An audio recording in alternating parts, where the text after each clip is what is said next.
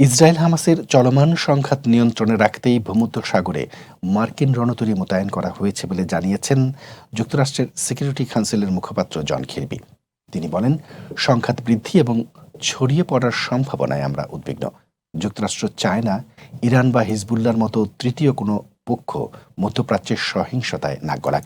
এর ফলে হামাসের বিরুদ্ধে ইসরায়েলি লড়াই গতি হারাবে।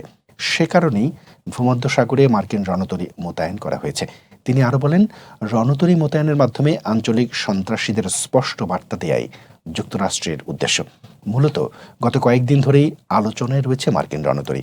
ইরান ও লেবাননের অভিযোগ, ইসরায়েলকে সামরিক অভিযানের সহযোগিতার জন্যই যুদ্ধজাহাজ পাঠিয়েছে যুক্তরাষ্ট্র, কিন্তু বরাবরই সেটি অস্বীকার করে আসছে বাইডেন প্রশাসন।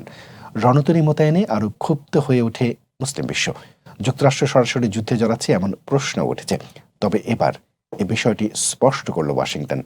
জন কির্বি জানান, অঞ্চলটিতে তৃতীয় কোনো শক্তি যেন ছড়ি ঘোরাতে না পারে, সেজন্যই এ প্রতিরোধ ব্যবস্থা নিয়েছে যুক্তরাষ্ট্র।